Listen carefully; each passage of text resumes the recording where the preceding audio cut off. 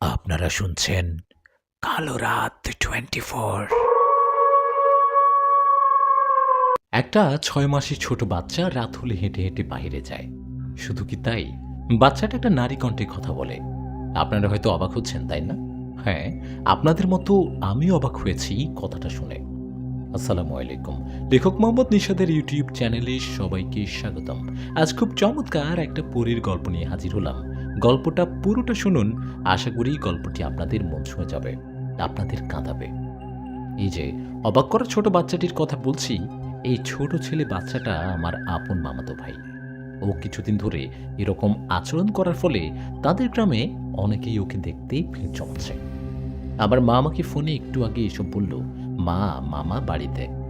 মায়ের কথায় আমি অবাক হয়ে বললাম, ধুর, এসব আবার হয় নাকি? 6 মাসে একটা বাচ্চা কিভাবে কথা বলবে, কিভাবে হাঁটবে? বয়সের বাচ্চারা তো ভালো মতো হামাগুড়ি দিতে পারে না, হাঁটবে কিভাবে? আমার কথা জবাবে মা বললেন, আরে বিশ্বাস কর, এরকম ঘটনাই ঘটেছে। আমিও তোর বাবা নিজের চোখে দেখেছি। বাচ্চাটির এরকম আচরণে বাড়ির মধ্যে তো ভিড় পড়ে গেছে মানুষের। দূর দূরান্ত থেকে মানুষ আসছে দেখতে। তোর বিশ্বাস না হলে এসে দেখে যা। মায়ের কথায় কেমন একটা কৌতূহল হলো। ইচ্ছে হলেও চলে যাই ভাবনা মতো কিছুক্ষণ পর রওনা করলাম মামা বাড়ি থেকে। আমার মামা বাড়ি বেশি দূরে নয়, পাশের গ্রামেই বাড়ি। হেঁটে হেঁটে যেতে পারবো। মনের মধ্যে কৌতূহল নিয়ে বেশ কিছুক্ষণ পরে আমি পৌঁছে গেলাম মামা বাড়িতে। সেখানে যাওয়ার পর দেখলাম আসলে বাড়িতে অনেক মানুষের ভিড়। হয়তো আমার মামাতো ভাইকে দেখতে আসছে সবাই। আমি সেখানে যাবার পর মা বলল, বাবা, নিষেধ আসছিস? আয় আয়, দেখ তোর মামির কোলে তোর মামাতো ভাইকে দেখ। মায়ের কথায় মামাতো ভাইয়ের দিকে তাকিয়ে মাকে বললাম, কই, ও তো নর্মালি আছে, কথাও বলছে না, হাঁটাহাঁটিও করছে না। আমার কথায় মা বললেন, আরে এখন দিন না, দিনের বেলা স্বাভাবিক থাকে, সন্ধ্যার পর থেকে শুরু হয় অস্বাভাবিক কাজকর্ম। অপেক্ষা কর, রাত হলে দেখতে পারবি। বাড়িতে ঘরে তালা লাগিয়ে আসছিস তো? হ্যাঁ মা, ঘরে তালা লাগানোই আছে। আমার কথায় মা বলল, ঘরে গিয়ে বস, আমি খাবার দিচ্ছি তোকে। মায়ের কথায় নানির ঘরে গিয়ে বসলাম। এদিকে কিছুক্ষণের মধ্যে মা খাবার নিয়ে আসলেন। মা খাবার নিয়ে আসায় আমি খেয়ে সেখানে শুয়ে ফোন টেপাটেপি করছিলাম। এইভাবে কেটে গেল সময়। বিকেল গড়িয়ে সন্ধ্যা হলো। সন্ধ্যা হতেই মা আমার কাছে এসে বলল, এই নিশাদ, আয় আয় দেখে যা। মায়ের কথায় আমি মামার ঘরে গিয়ে দেখলাম অবাক করা একটা ঘটনা। আমি দেখলাম সত্যি আমার মামাতো ভাইটা দাঁড়িয়ে আছে। ওকে ধরে রাখছে আরো কেমন মহিলা, মানুষের কণ্ঠে কথা বলছে। ওর এমন অবস্থা দেখে কেউ কেউ বলছে ওকে মনে হয় কোনো ডাইনি ধরেছে। এদিকে আমি এসব দেখে মামাকে বললাম, মামা, একে দেখে তো স্বাভাবিক কিছু মনে হচ্ছে না, তুমি একে কোনো হুজুর বা কবিরাজকে দেখাও না। আমার কথা জবাবে মামা বললেন, কি আর বলবো ভাগিনা, সন্তানের এমন অবস্থায় কোনো মা বাবা কি চুপ করে থাকতে পারে রে? ওকে একজন কবিরাজ দেখিয়েছি। কবিরাজ দুদিন আগেও তো ওকে দেখে ঘরটা বন্ধ করে দিয়ে গেল, তবুও তো ভালো হচ্ছে না। ছোট একটা বাচ্চা এরকম অস্বাভাবিক কাজ করলে কি ভালো লাগে বল? মামার কথায় আমি কিছুক্ষণ চুপ থেকে বললাম, মামা, আমি ওর জন্য একজন কবিরাজ নিয়ে আসছি। তুমি সালাম কবিরাজের নাম শুনেছ তো? আমাদের গ্রামে বাড়ি। আমি সালাম দাদুকে নিয়ে আসি। সালাম দাদু আসলে নিশ্চয়ই কোনো না কোনো সমাধান করবে ইনশাল্লাহ। আমার কথায় মামা বললেন, হ্যাঁ, আমি ওনার কথা শুনেছি, তা চল আমিও তোর সাথে যাই। মামার কথায় আমি বললাম, না মামা, আমি একাই যাচ্ছি। যেতে তো বেশিক্ষণ লাগবে না, পায়ে হেঁটে যেতে 10 মিনিট তো লাগবে। তাছাড়া এখনো রাত তেমন হয়নি, সন্ধ্যায় বলতে পারো। তোমরা একে ধরো, আমি সালাম দাদুর বাড়িতে গিয়ে ওনাকে নিয়ে আসছি। কথাটা বলে আমি বেরিয়ে পড়লাম সালাম দাদুর বাড়ি থেকে। চারিদিকে অন্ধকার নেমে আসছে। আমি হাঁটছি। আমি হাঁটতে হাঁটতে একটা ফাঁকা জায়গায় যাওয়ায় পেছন থেকে একটা আওয়াজ পেলাম। আওয়াজ পেয়ে আমি এদিক সেদিক তাকাতে লাগলাম, কিন্তু কাউকে দেখতে পেলাম না। কাউকে দেখতে না পেয়ে আমি দ্রুত হাঁটতে লাগলাম।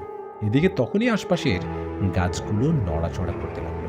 মনে হচ্ছিল কেউ এক গাছ থেকে অন্য গাছে লাফিয়ে লাফিয়ে যাচ্ছে। এরকম দৃশ্য দেখে আমি সাহস করে থেমে গেলাম। আর তখনই একটা আওয়াজ ভেসে আসলো, একটা কান্নার আওয়াজ। আমি আওয়াজটা শুনে সাহস করে বলে উঠলাম, কে আপনি? আমার সামনে আসুন। আমার কথাটা শুনে কান্নার আওয়াজটা থেকে হাসির আওয়াজ আসতে লাগলো। এইসব শুনে মনে মনে ভাবলাম, কে হতে পারে? তখনই মনে পড়ল, আমার মামাতো ভাইটিকে যে ডাইনিটা ধরেছে, এটা সে ডাইনিই হতে পারে। ও মনে হয় চায় না আমি সালাম দাদুকে ডাক দিয়ে নিয়ে আসি, তাই আমাকে ভয় দেখাচ্ছে।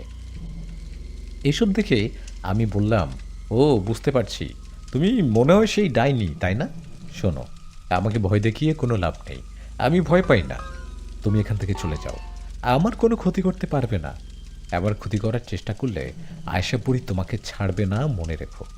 আমার কথায় অদ্ভুত কণ্ঠে আওয়াজ আসলো, আয়শাপুরী, আয়শাপুরী তোর কি হয়? তখন আমি বললাম, আয়শাপুরী আমার ভালোবাসা, আমরা একে অপরকে ভালোবাসি, বুঝলি? তাই আমাকে ডিস্টার্ব না করে এখান থেকে চলে যা।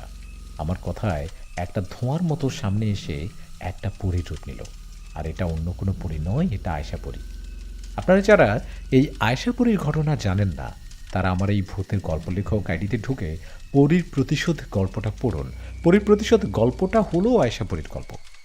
ওই গল্পটা পড়লে সব কিছু জানতে পারবেন।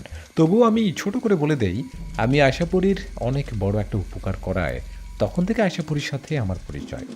আয়শাপুরী আমার সামনে আসায় আমি লজ্জা পেয়ে বললাম, আরে আয়শাপুরী আপনি? আমার কথায় আয়শাপুরী বললেন, হ্যাঁ আমি। আমি এতক্ষণ তোমাকে ভয় দেখাচ্ছিলাম, দেখলাম তুমি ভয় পাও কিনা, কিন্তু তুমি তো ভয় পেলে না, উল্টো আমাকে তোমার ভালোবাসার মানুষ বানিয়ে দিলে। আমি কি তোমার ভালোবাসার কেউ? ভালোবাসো আমাকে? আশাপুরীর কথায় কি বলবো বুঝতে পারছিলাম না, একদমই বুঝতে পারছিলাম না, হতভম্ব আমি। লজ্জা পেয়ে আমি বলে উঠলাম, না মানে আসলে সরি, ভুল হয়ে গেছে। কথাটা বলে একটা দৌড় দিলাম। এদিকে পিছন থেকে আশাপুরী বলছেন, আরে দৌড়াচ্ছ কেন? শোনো, এই থামো। পরীর কথায় আমি না থেমে দৌড়াতে লাগলাম, কিন্তু এ কি, আমি ঘুরে ফিরে আয়শাপুরীর কাছেই আসছি। মানে কি, আমি তো বাড়ি থেকে দৌড়ালাম, আয়শাপুরীর কাছে ফিরে আসলাম কিভাবে? আমি সামনের দিকে দৌড়ালেও আয়শাপুরীর কাছেই ফিরে আসছি, পিছনের দিকে দৌড়ালেও আয়শাপুরীর কাছে ফিরে আসছি। হচ্ছে এটা কি এসব? আমার এমন অবস্থা দেখে আয়শাপুরী বলল, আরে থামো, দৌড়ে কোনো লাভ নেই, ঘুরে ফিরে আমার কাছেই আসবা তুমি। শোনো, তোমার কথায় আমি কিছু মনে করিনি, ভয়ও লজ্জা পেও না। তুমি কোথায় যাচ্ছ? পরীর কথায় আমি বললাম, সালাম দাদুর কাছে যাচ্ছি, মামাতো ভাই অসুস্থ। আমার কথায় পরী বললেন, একটা খারাপ পরীর নজর লেগেছে তোমার মামাতো ভাইয়ের উপর। যাও, তোমার সালাম দাদুর কাছে যাও, উনি পারবে তোমার মামাতো ভাইকে সুস্থ করতে। কথাটা বলে তখনকার জন্য চলে গেল আয়শা। উনি চলে যাবার পর আমি চলে গেলাম সালাম দাদুর বাড়িতে। রাতের বেলা আমাকে দেখে সালাম দাদু বললেন, আরে নিশাদ, হঠাৎ রাতের বেলা আমার বাড়িতে, কোনো সমস্যা কি? আয় আয়, বস সেখানে। দাদুর কথায় আমি বললাম, না দাদু, বসবো না। আর কবিরাজের কাছে মানুষ কেন আসে বুঝো না? ওই আমার মামাতো ভাইটা খুব অসুস্থ। অসুস্থ বলতে ওকে নাকি ডাইনি ধরেছে। 6 মাসই একটা ছোট বাচ্চা, হাঁটা চলা করে, আবার নারী কণ্ঠে কথা বলে। আমার কথা শুনে দাদু বলল, আরে বলিস কি, এটা তো বেশ অবাক করা ঘটনা। আরে হ্যাঁ, অবাক করাই তো। জানো, মামাতো ভাইকে দেখতে গ্রামের মানুষের ভিড় জমেছে। তুমি চলো তো, এখনই চলো। আমার কথায় সালাম দাদু বলল, রাতে যে হবে, কাল সকালে যাই। আরে না না, এখনই যেতে হবে, মামাতো ভাইকে মামা মামি ধরে নিয়ে আছে, আমি ওদের বলে আসছি তোমাকে নিয়ে যাব। চলো, এখনই যেতে হবে। আরে ভয় পেও না তো, আমি আবার তোমার সাথে আসবো, আসো এবার। আমার কথায় দাদু একটা হাসি দিয়ে বলল, আমি কি ভয় পাই নাকি? আমি সালাম কবিরাজ। কবিরাজ কি কখনো জিনপরিকে ভয় পায় রে বোকা? চল দেখি তোর মামাতো ভাইয়ের কি সমস্যা। কথাটা বলে দাদু আমার সাথে হাঁটতে লাগলেন। আমিও দাদু দুজন গল্প করতে করতে একসময় পৌঁছে গেলাম মামা বাড়িতে। সেখানে যাবার পর দেখলাম অনেকেই দাঁড়িয়ে আছে। আমাদের দেখে সবাই বলতে লাগলেন, ওই তো সালাম কবিরাজ আসছে। এদিকে বাড়িতে পৌঁছে আমি দাদুকে আমার মামাতো ভাইয়ের কাছে নিয়ে গেলাম। সেখানে যাবার পর দাদু বাচ্চাটিকে দেখে বললেন, ওকে বাহিরে বের করুন তো। দাদুর কথায় তাই করা হলো। বাচ্চাটিকে বাহিরে বের করার পর দাদু বাচ্চাটির দিকে দোয়া পড়ে ফুঁদিতে বাচ্চাটি কেঁপে উঠল। তখন দাদু বললেন, আপনারা সবাই শুরু শুরু করুন দোয়া দরুদ, আর সরুন এখান থেকে, একটু দূরে যেয়ে দাঁড়ান। দাদুর কথায় সবাই সরে যেতে দাদু বললেন, শুনুন সবাই, আমি এই বাচ্চাটিকে ধরে দুষ্টু পুরীটাকে হাজির করব, যে বাচ্চা অন্যভাবেই তার মধ্যে শোয়ার করেছে। আমার যতটুকু ধারণা, এই পরীটা দেখতে ভয়ঙ্কর হবে, আর পরীটা হাজির করব সশরীরে। তাই যারা ভয় পাবেন তারা এখান থেকে চলে যান। পরীকে দেখে ভয় আবার জ্ঞান হারিয়ে বা চিৎকারও দিতে পারেন। দাদুর এমন কথায় সেখানে থাকা সবাই ভয়ে একজন আরেকজনের গা ঘেঁষে দাঁড়ালেন। কেউ আবার ভয়ে সেখান থেকে চলেও গেলেন। এদিকে দাদু বললেন, সকল লাইট অফ করে দাও। লাইটের আলো থাকলে পরী হাজির হবে না, আর কেউ ভয় পাবেন না। কথাটা বলে দাদু আমার মামাতো ভাই মানে বাচ্চাটি শুয়ে দিকেই তার চারিদিকে গোল করে বৃত্ত আঁকলেন। তারপর বৃত্তের বাইরে থেকে দাদু দোয়া পড়তে লাগলেন আর বাচ্চাটির দিকে পড়া পানি ছিটাতে লাগলেন। এভাবে কিছুক্ষণ চলার পর সেই বাচ্চাটির শরীর থেকে কালো কালো ধোঁয়ার মতো বের হতে লাগলো, আর মুহূর্তেই সেটা থেকে রূপ নিল একটা ভয়ঙ্কর পরী। আমরা বাইরে থেকে পরীর মুখটা স্পষ্ট দেখতে পাইনি, অন্ধকার তো। আমরা শুধু বুঝতে পারি বাচ্চাটির পাশে একটা ছায়ার মতো কিছু একটা বসে আছে। সেই পরীটা হাজির হবার পর দাদু বললেন, এই কে তুই? দাদুর কথা সেই দুষ্টু পরী বলল, আমি যেই হই, তুই জিজ্ঞেস করার কে? তুই এখানে আসছিস, এসে আবার আমাকে হাজির করলি? তোর সাহস তো কম না। পরীর কথায় দাদু বললেন, অপরাধ করলে হাজির করব না? এত কথা না বলে এটা বল, এই ছোট বাচ্চাটির পিছনে লাগলি কেন? দূতের বাচ্চা, ও তো তোর কোনো ক্ষতি করেনি, তাই না? দাদুর কথায় পরি বললেন, ওকে আমার ভালো লাগছে। আমি এদিক দিয়ে চলার সময় দেখি ওকে উঠোনে শুয়ে রাখছে। আমি ওকে দেখি, দেখার পর ভালো লাগে। আমি ওকে ছাড়বো না। আমি নিয়ে যাব ওকে আমার সাথে, আমি ওকে ছাড়বো না। বললেই হয় নাকি? তোকে কে বলেছে ওর দিকে তাকাতে? ওদের বাড়ির সন্তান, ওরা বাইরে শুয়ে রাখতেই পারে, এতে তোর নজর দিতে হবে কেন? তুই এখনই একে ছেড়ে চলে যাবি, আর কখনো আসবি না। দাদুর কথায় পরি বলল, আর যদি না যাই তবে কি করবি? তখন দাদু বলল, কি করব? তোকে বন্দি করব। ও, বন্দি করবি? বললেই হয় নাকি? কবিরাজ, বেশি সাহস দেখাবি না।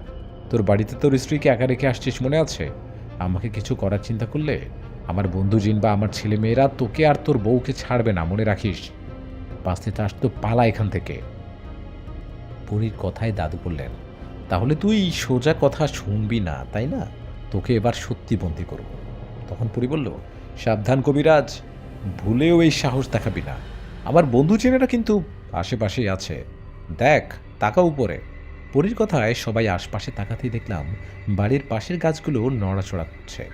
মনে হচ্ছে যেন ঝড় শুরু হয়েছে। এসব দেখে সবাই ভয়ে আরও জড়সড় হয়ে বসে রইল।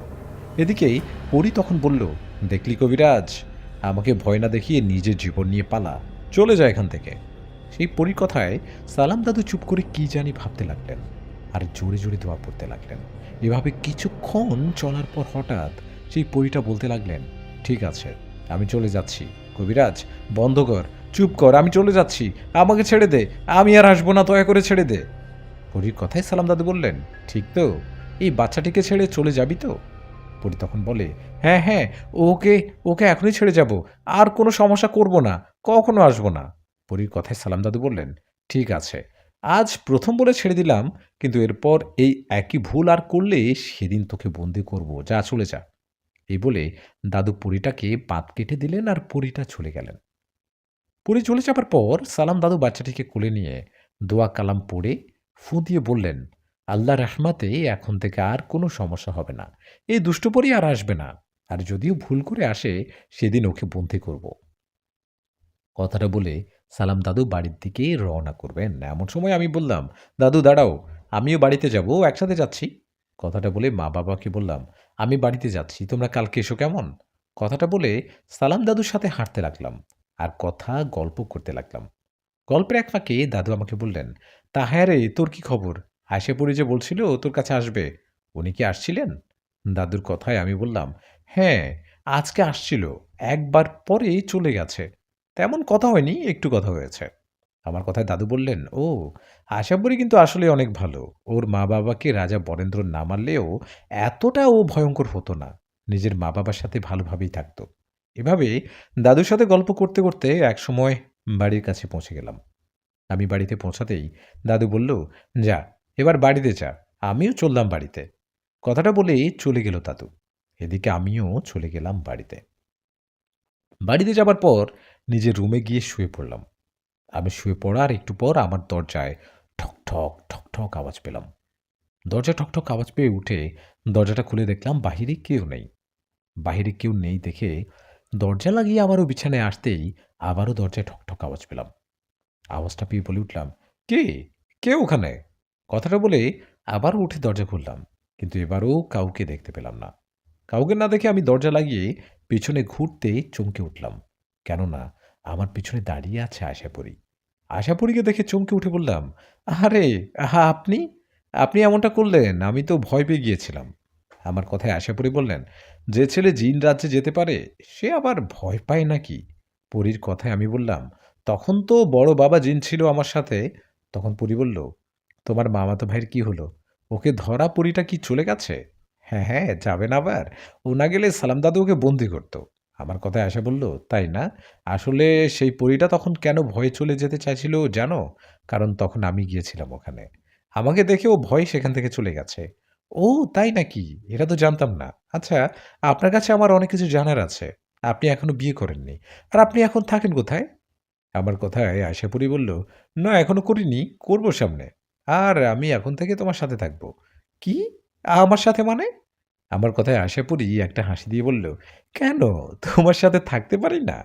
আমি বললাম, না মানে আমার সাথে থাকলে মা-বাবা কি বলবে? তখন আশাপুরী বলল, আরে বোকা আমি মজা করছি। তুমি সত্যি, সত্যি ভাবছো?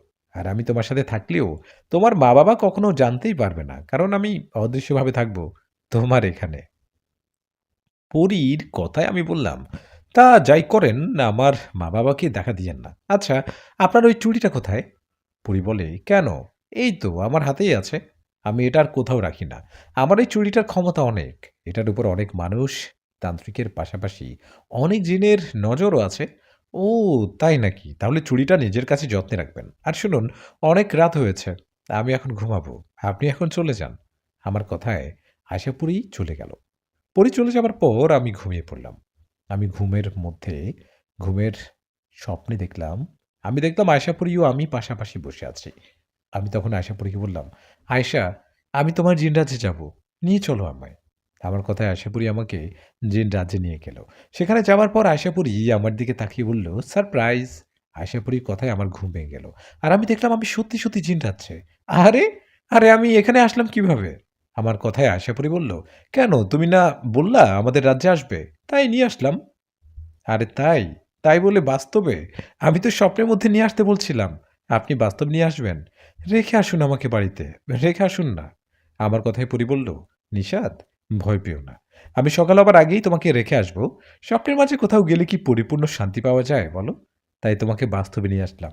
তুমি আমার রাজ্যটা ঘুরে দেখো, তারপর তোমাকে রেখে আসব। সত্যি, সত্যি তো? রেখে আসবেন? পরী বলে, হ্যাঁ, রেখে আসবো।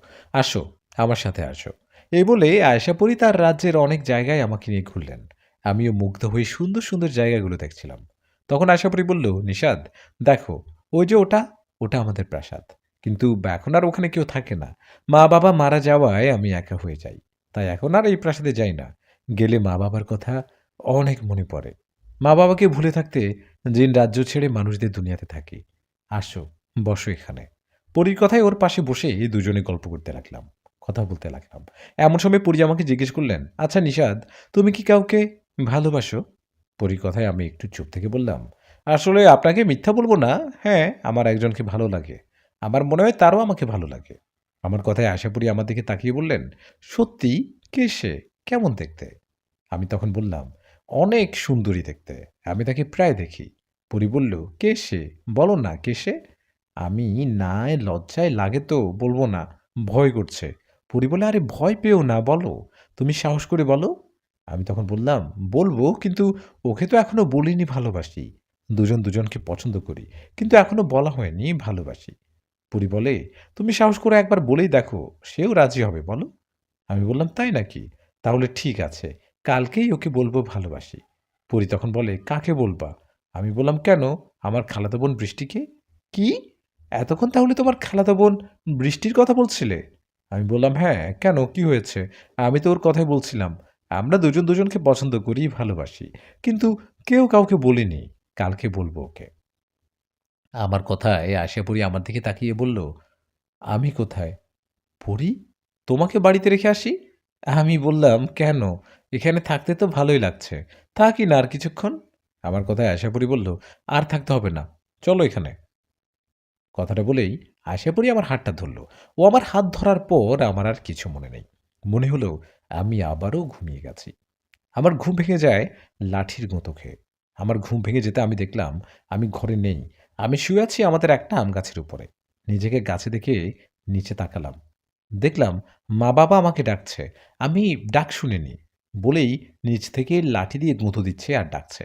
আবার ঘুম ভেঙে যাওয়ায় বোকার মতো চুপ করে রইলাম। এটা নিশ্চয়ই আশাপুরীর কাজ। উনি আমাকে ঘরে না রেখে এই গাছের উপরে রেখে গেছে। এদিকে নিচ থেকে মা-বাবা বলছে, "নিশাদ, নিশাদ, কি হইছে তোর? তুই বিছানা রেখে গাছে উঠে শুয়ে আছিস কেন? আমরা তোর মামা বাড়ি থেকে এসে দেখি তুই ঘরে নেই। তুই এখানে। ওখান থেকে পড়ে গেলে কি হতো?" মা-বাবা কথায় কি বলবো বুঝতে পারছি না। বুদ্ধি করে বললাম, "না, মানে আমি এমনি শখ করে উঠলাম।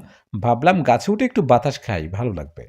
আমার কথায় মা বলল, "কেন, ঘরে কি ফ্যান নেই?" আমি বললাম, "আছে, তবুও প্রাকৃতিক হাওয়া তো অন্যরকম হয়, তাই না? তার জন্য একটু এভাবে করে আছি।" আমার কথায় মা বলল, "ঠিক আছে, এখন আর ঢং করতে হবে না। নিচে নাম।" আমি তখন বললাম, "নিচে নামবো কিভাবে? নামতে পারি না।" মা বললেন, "নামতে পারিস না তাহলে উঠলি কিভাবে?" আমি তো জানি না, তা উঠতে পারি, নামতে পারি না। মইটা নিয়ে আসো। আমার কথায় মা বললেন, "যেটা পারিস না সেটা করতে চাস কেন? গাছ থেকে নামতে পারিস না, তাই না? এই নে, মই বেয়ে নিচে নেমে আয়।" এদিকে বাবা বললেন, "নিশাদ, নিচে নাম। তোর সালাম দাদু অসুস্থ। আমরা তোর মা-বাবা তোর ফেরার সময় একজন বলছিল, তখন শুনলাম।" কি? সালাম দাদু অসুস্থ? দাদুর কথা শুনে গাছ থেকে নেমে ফ্রেশ হলাম। ফ্রেশ হয়ে সোজা চলে গেলাম সালাম দাদুর বাড়িতে। সালাম দাদুর বাড়িতে গিয়ে দেখলাম আসলেই দাদু অসুস্থ, বিছানায় শুয়ে আছে। দাদুকে এমন অবস্থায় দেখে আমি বললাম, "দাদু, কি হয়েছে তোমার?" আমার কথায় সালাম দাদু বললেন, "আর বলিস না, কালকে রাতে তোর মামা বাড়ি থেকে আমার বাড়িতে আসার সময় রাস্তায় একটা জিন আমার উপর হঠাৎ করে আক্রমণ করে। আমি কিছু বুঝে ওঠার আগে সেই জিনটা আবার পালিয়ে যায়। আমি কিছুই বুঝে উঠতে পারলাম না। কি বলো দাদু? কোন জিন আবার তোমাকে আঘাত করবে? তাও হঠাৎ করে?" আবার কথার জবাবে দাদু বললেন, "কবিরাজকে অনেক জিন শত্রু থাকে। অনেক আগে আমি একবার একটা মেয়ের কাছ থেকে এই জিনটাকে ছাড়িয়েছি। সেদিন ওকে আঘাতও করছিলাম। সেদিন সেই জিন আমাকে বলেছিল, 'কবিরাজ, আমাকে আঘাত করে কষ্ট দিয়ে তাড়ালি। আমি তোকে ভুলব না। একদিন না একদিন তোর ক্ষতি আমি করবই।' কথাটা বলেই সেদিন সেই জিনটা চলে গিয়েছিল। আজ এতদিন পর গতকাল রাতে আসছে আর আমাকে আঘাত করে পালিয়েছে।" দাদুর কথায় আমি বললাম, "এখন কেমন আছো? বেশি আঘাত পেয়েছো কি? বড় সমস্যা হলে তোমার সাথে থাকা বড় বাবা জিনকে ডাকো।" তখন দাদু বলল, "না, এখন তেমন সমস্যা নেই। আর ওই জিনটা পালিয়ে গেছে। আমাকে নিয়ে চিন্তা করিস না তুই। আমি আল্লাহর রহমতে আস্তে, আস্তে সুস্থ হব।" দাদুর কথায় আমি বললাম, "তাই যেন হয়। তা দাদু, আমি এখন আসি। সকালে কিছু খাইনি। রাতে আবার আসব।" কথাটা বলে আমি বাড়ির দিকে রওনা করলাম। বাড়ির দিকে আসার সময় আশাপুরী মানুষের রূপে আমার কাছে আসলো। ওনাকে দেখে আমি বললাম, "এই, আপনি এটা কি করছেন, হ্যাঁ? আমাকে গাছের উপর কেন রেখে গেছেন?" আমার কথায় উনি বললেন, "আমি কিছু জানি না।" "হুম, আপনি বললেই হলো। আমি জানি আপনি এটা করেছেন। আপনি আমাকে ঘরে না রেখে গাছের উপরে রেখে গেছেন। যদি ওখান থেকে পড়ে যেতাম কি হতো?" পরী বলে, "কেন? তোমার খালাতো বোন বৃষ্টি এসে তোমাকে ধরত?" "মানে কি? ও কিভাবে আসবে?" "হ্যাঁ।" পরী বলে, "তা তো জানি না। আচ্ছা, তোমার দাদু কেমন হলো? ওনাকে একটা জিন আঘাত করছে।" আমি বললাম, "হ্যাঁ, এখন মোটামুটি ভালো আছে।" পরী বলে, "আচ্ছা, ঠিক আছে, তুমি বাড়িতে যাও। আমি তোমার ভালোবাসা, তোমার বৃষ্টির একটু খোঁজখবর নিয়ে আসি।" কথাটা বলেই চলে গেলেন আশাপুরী। ওদিকে আমি ওকে ডাকছি আর বলছি, "এই, যাবেন না ওর কাছে। ওর কাছে গিয়ে কি করবেন শুনুন?" কিন্তু আমার কোনো কথা না শুনে আয়শাপুরী চলে গেল। জানি না খালাতো বোন বৃষ্টির কপালে আজ কি আছে। এসব ভাবতে, ভাবতে বাড়িতে চলে গেলাম আমি। বাড়িতে যাবার পর সেদিন বিকেলবেলা আমার ফোনে একটা কল আসে। বৃষ্টির মা, মানে আমার খালামণি আমাকে কল করছে। আমি কলটা রিসিভ করতেই খালা বললেন, "বাবা নিশাত, একটু হাসপাতালে আয় তো। বৃষ্টি হাসপাতালে ভর্তি।" খালামণির কথায় আমি আর দেরি না করে চলে গেলাম হাসপাতালে। সেখানে যাবার পর দেখলাম বৃষ্টি বেডে শুয়ে আছে। ও পায়ে অনেক আঘাত পেয়েছে। আমি সেখানে গিয়ে বৃষ্টির পাশে বসে জিজ্ঞেস করলাম, "এ বৃষ্টি, তোর এই অবস্থা হলো কি করে?" আমার কথা জবাবে বৃষ্টি বলল, "আর বলিস না, আমি পুকুর পাড়ে বসেছিলাম। হঠাৎ কে জানি পিছন থেকে এসে আমাকে ধাক্কা দিয়ে ফেলে দিয়েছে।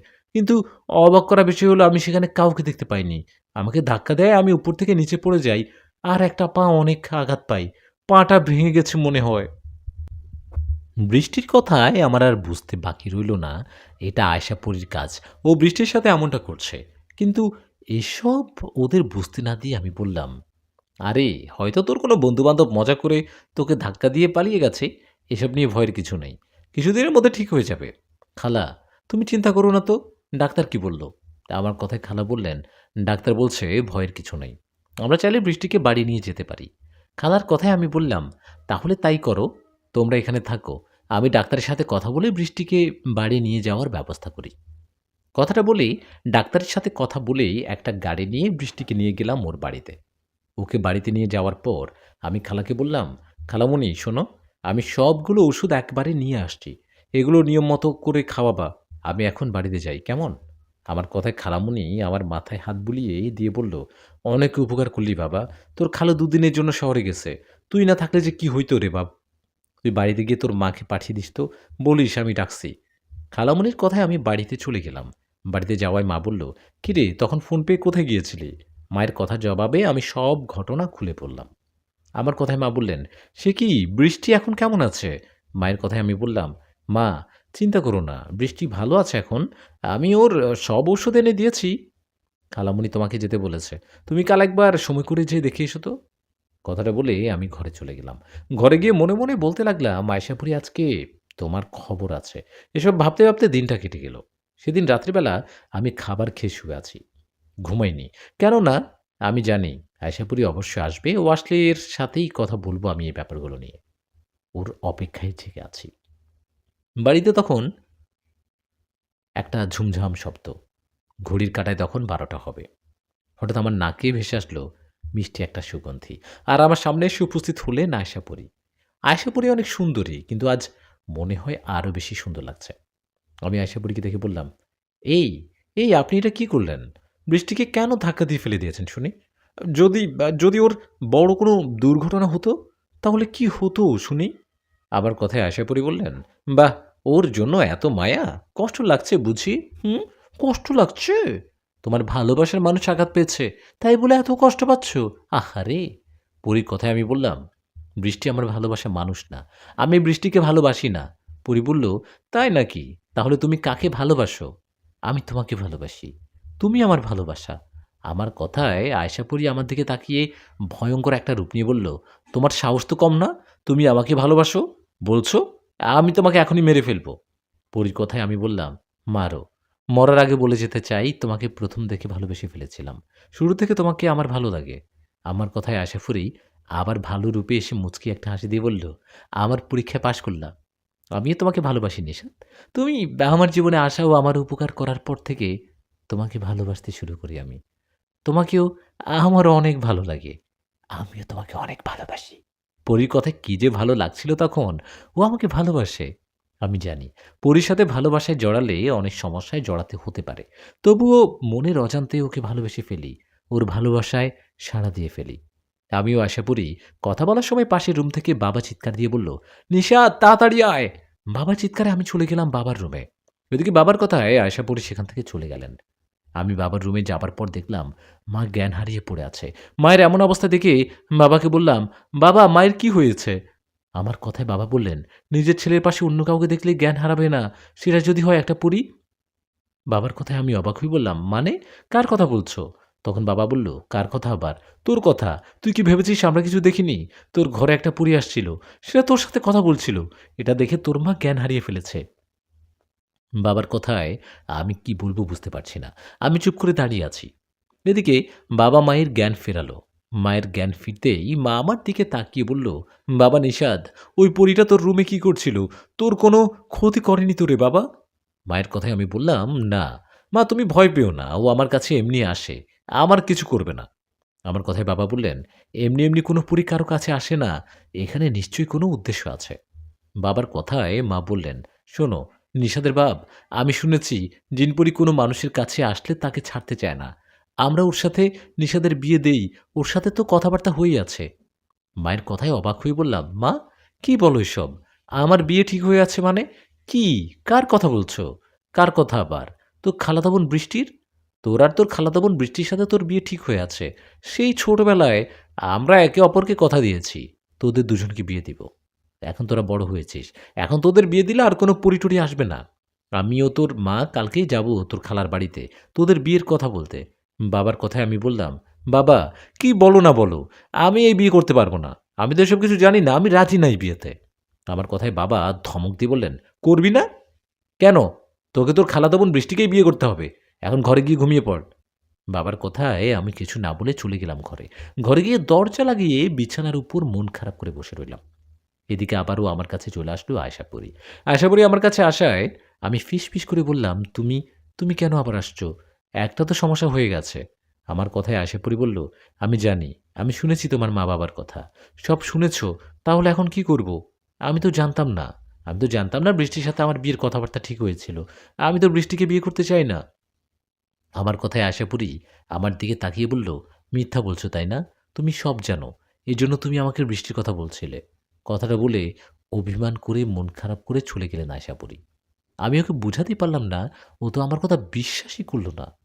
পুরী চলে যাওয়ায় আমি মন খারাপ করে শুয়ে পড়লাম। পরের দিন সকালে কথা মতো মা বাবা রেডি হলেন বৃষ্টিদের বাড়িতে যাওয়ার জন্য। ওদেরকে যেতে দেখে আমি বললাম, মা দাঁড়াও, আমিও যাব তোমাদের সাথে। আমার কথায় মা বললেন, তুইও যাবি? ওকে, চল, তুই গেলে তো ভালোই হয়। মায়ের কথায় আমিও রেডি হয়ে ওদের সাথে চলে গেলাম বৃষ্টিদের বাড়িতে।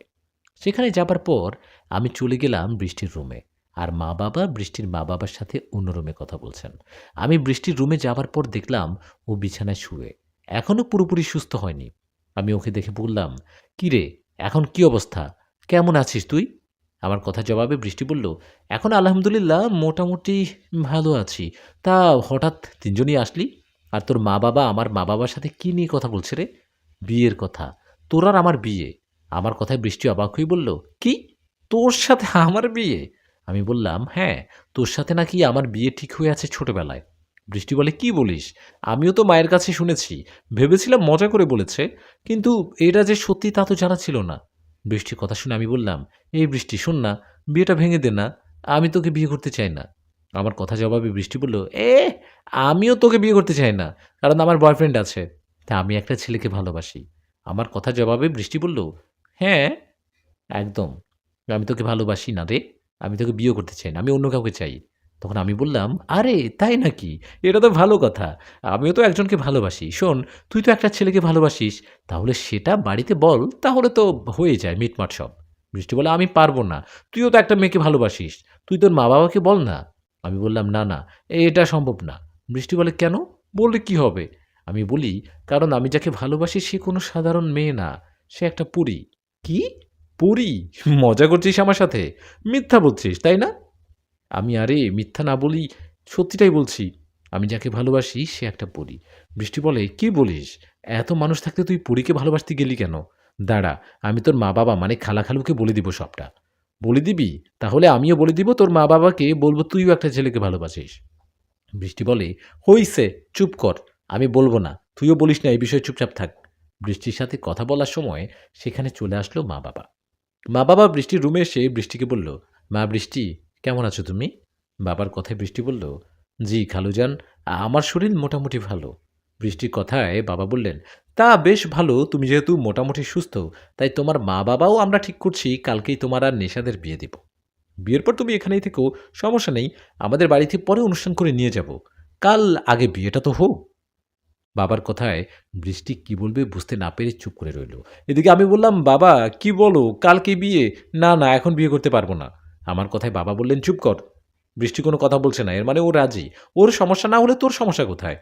এই বলে বাবা বললেন, তোমরা কথা বলো, কাল তোমাদের বিয়ে, নিজেদের মতো কথা বলো। কথাটা বলে মা বাবা চলে গেলেন। ওরা যাবার পর আমি বৃষ্টিকে বললাম, এই, এটা কি হলো? বাবার কথায় কোনো উত্তর দিতে পারলি না? বোবা নাকি তুই? বৃষ্টি বলে, আরে আমি খালুর মুখের উপর না করতে পারি নাকি? না পারলে কি হবে? কাল তোর আমার বিয়ে হবে। একবার বিয়েটা হোক, তারপর দেখবি আমার ভালোবাসা আর আয়শাপুরী তোর কি অবস্থা করে। তোকে তুলে আছাড় মারবে। বৃষ্টি বলে, বললেই হলো। আমি বুঝি ছেড়ে দিব। তোর সাথে আমার বিয়ে হলেও আমি বিয়ের পর আমার বয়ফ্রেন্ডের সাথেই প্রেম করব, দেখা করব। এখন মুখে সব, তাই না? যা, যা করবি দেখা যাবে। বাবার সামনে কিছুই বলতে পারলি না? দেখ বৃষ্টি, মাথা ঠান্ডা করে শোন। তুই একজনকে ভালোবাসিস, এদিকে আমিও পরীকে ভালোবাসি। এখন দুজন দুজনের ভালোবাসা আপন করে পেতে একটা ব্যবস্থা তো করতে হবে, তাই না? আমার কথায় বৃষ্টি বলল, কি করব তাহলে তুই বল? অনেক ভেবে দেখলাম পালানো ছাড়া কোনো উপায় নেই। তুই আজকে রাতেই তোর বয়ফ্রেন্ডের সাথে পালিয়ে যা। বৃষ্টি বলে, কি বলিস? যদি মা বাবা জানতে পারে, যদি কোনো সমস্যা হয়? আমি বললাম, তোর মা বাবা পরে জানলে সমস্যা হবে না, মেনে নেবে। তুই ওর সাথে পালা, আমি নিজে সব ব্যবস্থা করে দিব। আমার কথায় বৃষ্টি একটু চুপ থেকে বললেন, ঠিক তো? আমি বললাম, হ্যাঁ, পালা, কোনো সমস্যা নেই, আমি সাহায্য করব।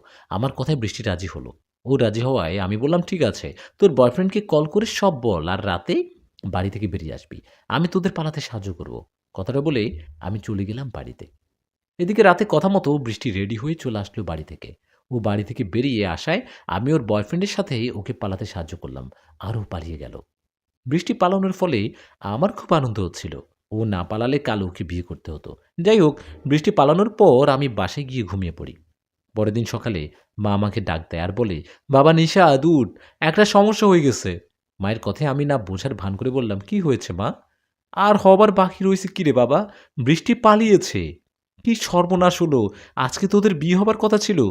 মায়ের কথায় আমি মিছিমিছি মন খারাপ করে বললাম, "আমার কপালটাই খারাপ। বৃষ্টিকে নিয়ে কত স্বপ্ন দেখলাম। ওকে আমার ভালো লাগে। আমার বউ বানাতে চাইলাম। আর ও এমনটা করতে পারল? কেন হলো আমার সাথে এমনটা?"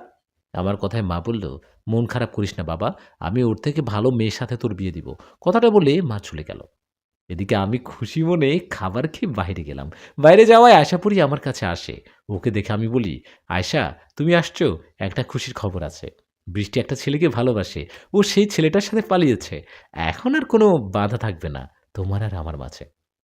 আমার কথায় পরি বলল, "বাধার কি শেষ আছে? তোমার মা-বাবা যেহেতু আমার কথা জেনেই গেছে, তার মানে এখন থেকে সমস্যা চলতেই থাকবে।" পরির কথায় আমি বললাম, "তা ঠিক বলেছ। তা এখন কি করা যায় বলো তো?" তখন পরি বলল, "ভালোবাসো তো আমায়, তাই না? চলো বিয়ে করে ফেলি। বিয়ে করলে সব ঠিক হবে।" পরির কথায় কেমন একটা ভয় কাজ করল। ভয়ে বললাম, "বিয়ে? বিয়ে করব?" পরি বলে, "হ্যাঁ, চলো বিয়ে করে ফেলি।" "কি করবে না?" ওর কথায় আমি ওর দিকে তাকিয়ে বললাম, "কবে করবে বিয়ে?" "ওকে, করব চলো।" আমার কথায় পরি বলল, "কালকে। কাল হবে তোমারও আমার বিয়ে।" পরির কথায় আমি বললাম, "কালকেই?" পরি বলল, "হ্যাঁ, কালকেই। যত দেরি করব ততই সমস্যা হবে। আমরা কালকেই বিয়েটা করে ফেলব।" পরির কথায় আমি একটু ভেবে বললাম, "আচ্ছা, ঠিক আছে। কালকে কখন বিয়ে করবা বলো?" আমার কথায় পরি বলল, "তুমি কালকে রাতে রেডি থাকবা। আমি রাতে তোমার কাছে আসবো আর তোমাকে নিয়ে যাব।" পরীর কথায় রাজি হয়ে আমি বাড়িতে চলে গেলাম। কালকে আমার বিয়ে, তাও পরীর সাথে। বিষয়টা কেমন অদ্ভুত লাগছে। আমি কখনো ভাবিনি আয়েশা পরীর সাথে আমার বিয়ে হবে। কাল বিয়ে। এই ভাবতে সে দিনটা কেটে গেল। পরের দিন, দিনের বেলা আমি অপেক্ষা করছি। কখন রাত হবে, কখন আয়েশা পরী এসে আমাকে নিয়ে যাবে। অপেক্ষা যেন শেষ হচ্ছে না। এভাবে অপেক্ষা করতে দিনটা কেটে গেল। দিনটা কেটে রাত আসায় আমি রাতের খাবার খেয়ে নিজের রুমে শুয়ে পড়লাম। আমি শুয়ে ফোন টিপছি। আশা করি যতক্ষণ না আসে, এভাবে কিছুক্ষণ চলে যাবার পর আমার ঘুম আসে। আমার ঘুম আসলেও আমি না ঘুমিয়ে জেগে থাকি। এভাবে কেটে যায় অনেকটা সময়। রাতও অনেকটা গভীর হয়। রাত গভীর হতেই আমি মনে ভাবি, "কি ব্যাপার? পরী এখনো আসছে না কেন?" ওর কথা ভাবতে আমি ঘুমিয়ে পড়ি। একটু পর আবার তাড়াহুড়ো করে উঠে দেখি পরী আসছে কিনা। কিন্তু না, আয়শা পরীর জন্য সারারাত জেগে থাকলেও ও আসলো না। আশাপুরী আমাকে কথা দিয়ে কথা রাখল না। মনটা ভীষণ খারাপ হয়ে গেল। কিন্তু ও আসলো না কেন? ওর কি কোনো সমস্যা হয়েছে? নাকি কোনো বিপদে পড়ল? এসব ভাবছি আর চিন্তা করছি। একসময় মনে হলো সালাম দাদুর কাছে যাই তো। দাদু তো কবিরাজ। দাদু সবটা বলতে পারবে। আরেকবার ভাবলাম, না, এসব কিছু দাদুকে বললে উনি মা-বাবাকে বলে দিতে পারে। এসব ভেবে দাদুর কাছে না গিয়ে দিনের বেলাতেও আয়শাপুরীর জন্য অপেক্ষা করতে লাগলাম। কিন্তু দিনের বেলাও আয়শাপুরী আমার কাছে আসলো না। কি ব্যাপার? পরীর কি কিছু হলো? তো আমাকে কথা দিয়ে এমনটা করল কেন? আমাকে তো কথা দিয়ে সে কথা রাখে না, এমনটা তো হলো না। দিনের বেলা ও আমার কাছে না আসায় আমি সেদিন রাতেও ওর জন্য অপেক্ষা করতে থাকি। ওর জন্য অপেক্ষা করতে রাতের মধ্যের দিকে আয়শাপুরী আমার কাছে আসে। আমি পরীকে দেখে বলি, "এই, তুমি কই ছিলে? গত রাতে আসোনি কেন?" আমার কথায় আয়শাপুরী কিছু না বলে আমার হাতে হাত রাখলেন।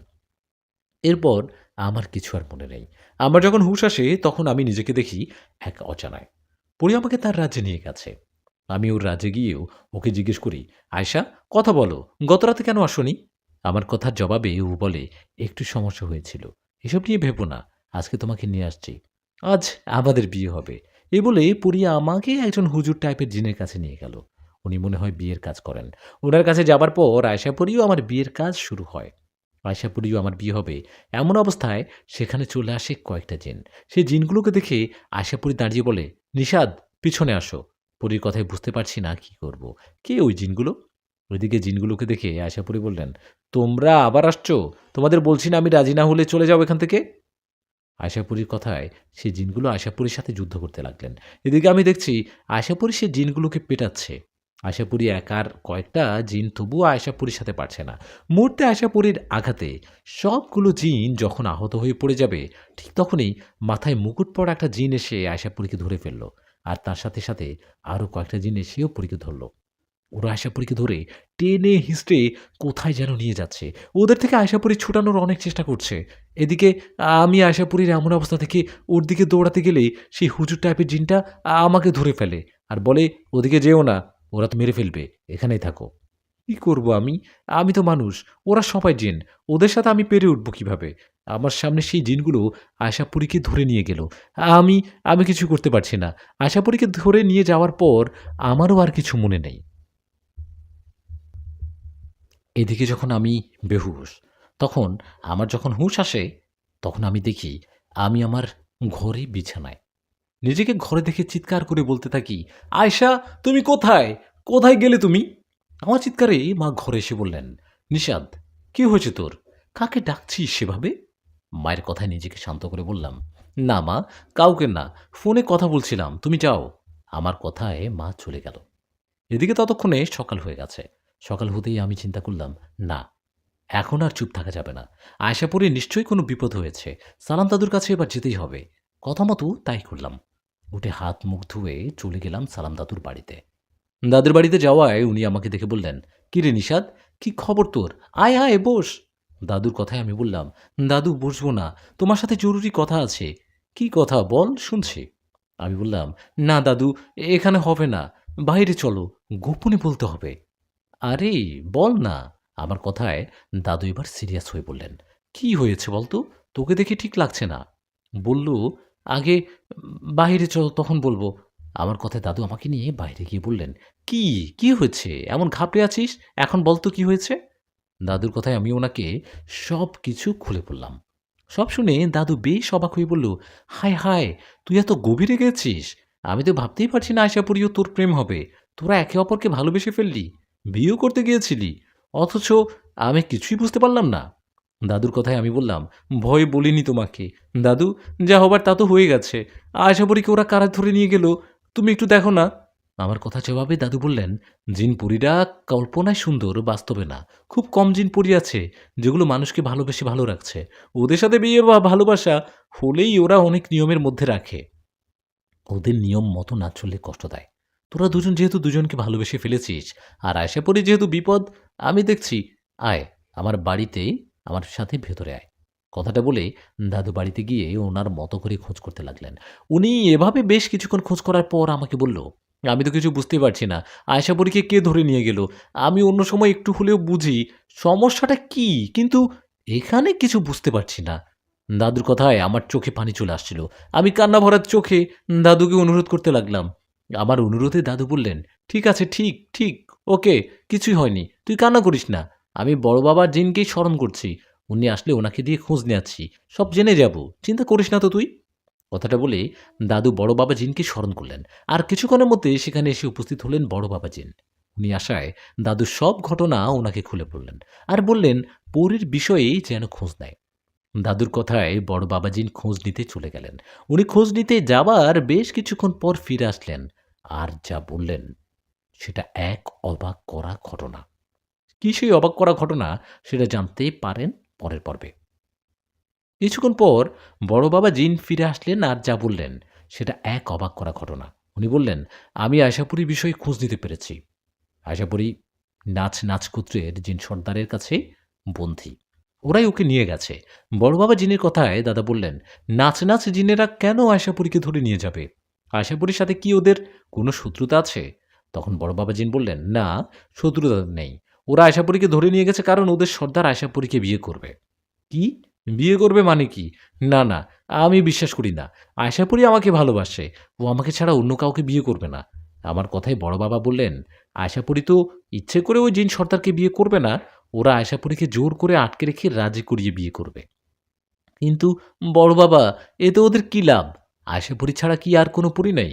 দাদুর কথায় বড় বাবা বললেন, আছে, অনেক পরী আছে, কিন্তু আশাপুরী মতো এরকম ক্ষমতাওয়ালী পরী খুব কম আছে। আমি তোমাদের সব ঘটনা খুলে বলি। তোমরা তো জানো আশাপুরীর কাছে একটা চুড়ি আছে, যেটা ও হাতে পড়লে ওর শক্তি অনেকটা বেড়ে যায়। ঠিক এরকম আরেকটা চুড়ি আছে সেই নাচ গোত্রের জিন সর্দারের কাছে।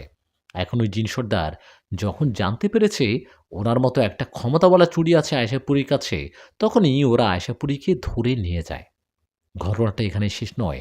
ওই জিন সর্দার আয়েশাপুরীকে বিয়ে করবে তার কারণ আয়েশাপুরীর সেই চুড়িটা।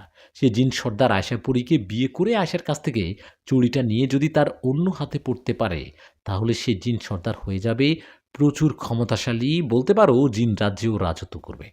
কিন্তু এখানে সমস্যা হলো সে জিন সর্দার জোর করে আয়েশাপুরীর কাছ থেকে সে চুড়িটা নিয়ে পড়তে পারবে না।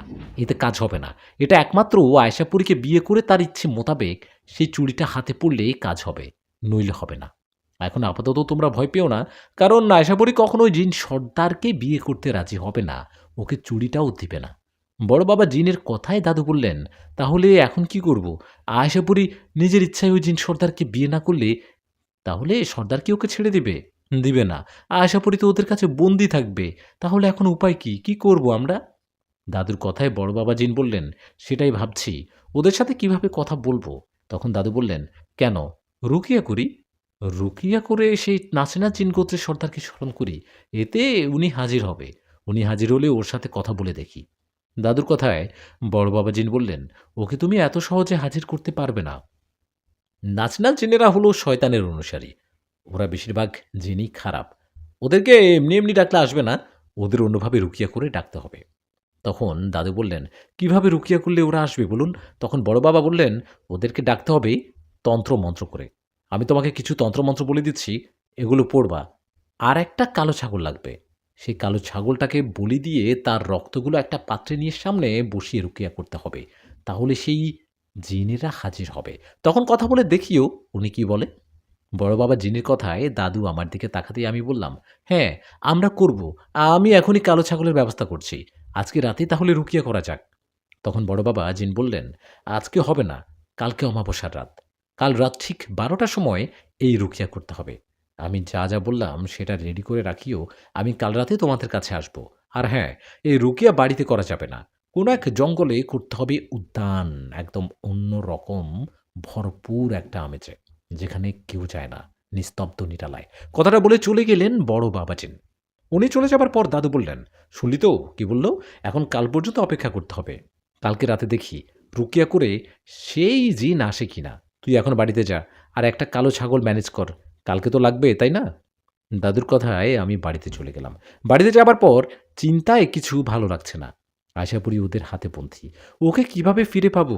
এসব ভাবতে কেটে গেল সেই দিনটা। পরের দিন সন্ধ্যা হবার আগে বড় বাবা জিনের কথা মতো একটা কালো ছাগল নিয়ে চলে গেলাম সালাম দাদুর বাড়িতে। আমি সেখানে যাবার পর দাদু বলল, এসেছিস? আয়, বস এখানে।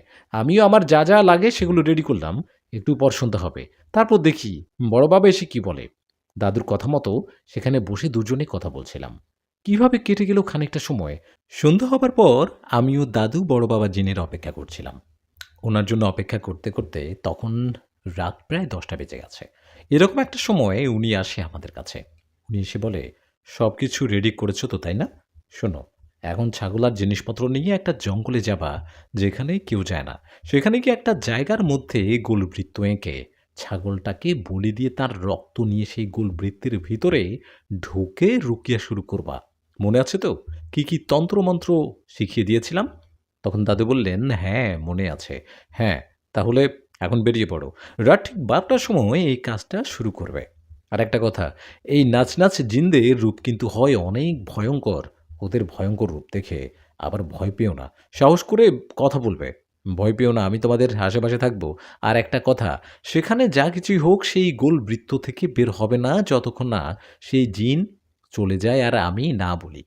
ভুল করেও সে জিনের সামনে সেই বৃত্ত থেকে বের হলেও তোমাদের মেরে ফেলবে আর রক্ত খাবে। তাই সাবধানে থেকেও এখন বের হও। বড় বাবার কথা মতো আমরা সেটাই করলাম। দাদু আর আমি চলে গেলাম একটা জঙ্গলে। সেখানে গিয়ে ছাগলটা বলি দিয়ে তার রক্তগুলো একটা পাত্রে নিলাম। নিয়ে সেখানে একটা জায়গায় গোলবৃত্ত এঁকে দাদু আর আমি ঠিক সেখানে বসেই 12টার দিকে রুকিয়া করতে লাগলাম। দাদু আর রুকিয়া করছে। দাদু যখন রুকিয়া করছে আমি তখন পাশে বসে। দাদু তন্ত্রমন্ত্র পড়ার বেশ কিছুক্ষণ পর আশপাশে কেমন একটা গন্ধ ছড়িয়ে আর ভয়ঙ্কর গর্জন করে সেখানে চলে আসলেন 3টা জিন। আপনাদের কি বলবো, সেই জিনগুলোর চেহারা এতটা ভয়ংকর যে ওদের দেখলেই যে কেউ জ্ঞান হারাবে।